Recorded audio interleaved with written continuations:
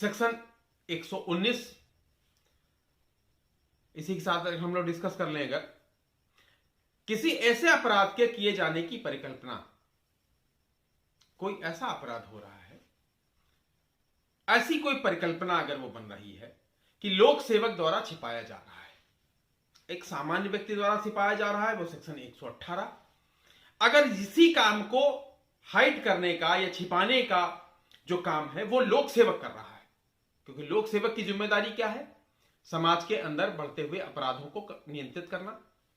लेकिन अगर उस नियंत्रण, लोक सेवक अगर अपराध नियंत्रित नहीं कर रहा है और वो खुद उस अपराध को करने का या कराने का के लिए ऐसी व्यवस्था बना रहा है कि अपराध आसानी से हो सके,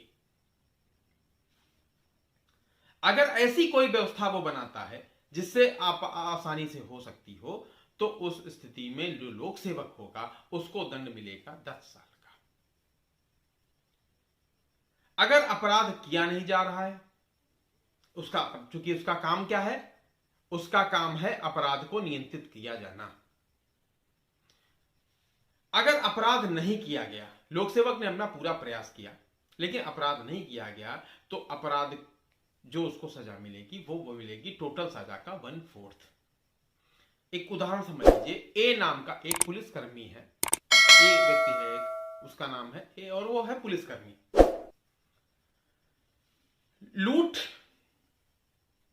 लूट किए जाने के संबंध में एक प्लान है उसका, उसके दिमाग में कोई प्लान है और वो लूट का प्लान है और उसने उस काम को करने के लिए किसी व्यक्ति को उत्प्रेरित किया। अगर ऐसी स्थिति होती है, क्योंकि उस लोक सेवक की जिम्मेदारी है अपराध को नियंत्रित करना, लेकिन अपराध नियंत्रित न करने के अलावा उसने उस अपराध को बढ़ाने का परिकल्पना की, उस परिकल्पना को छिपाने के लिए या उस लूट को व्यवस्थित करने के लिए जो और अपने सहकर्मी हैं उनको किसी और दिशा में डाइवर्ट कर दिया, तो ऐसी स्थिति में उस व्यक्ति को दंडित किया जाएगा। सेक्शन 120,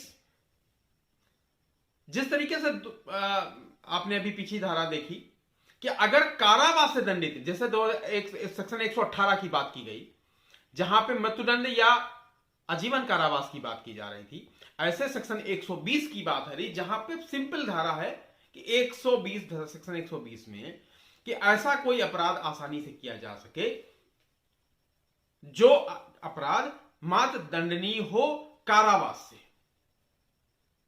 जो कोई उस मतलब कारावास से दंडनीय अपराध करने की अगर कोई प्लान है, उसको कोई छिपा रहा है, कोई परिकल्पना है, कोई प्लानिंग है, उसको कोई छिपा रहा है।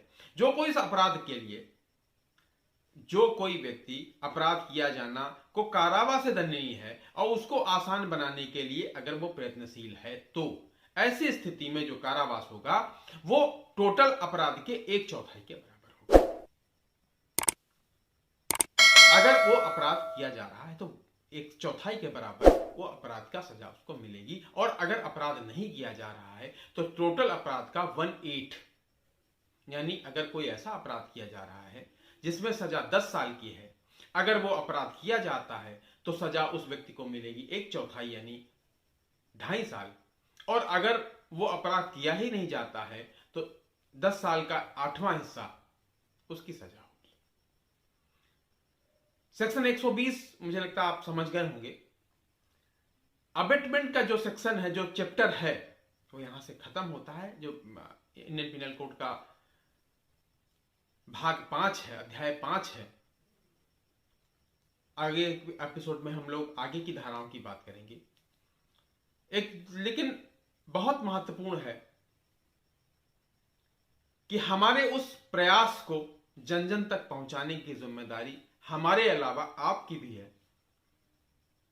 आप हमारे चैनल को लाइक करें, सब्सक्राइब करें, कमेंट करें। अगर आपको अच्छा लगता है तो आप अच्छे कमेंट करें।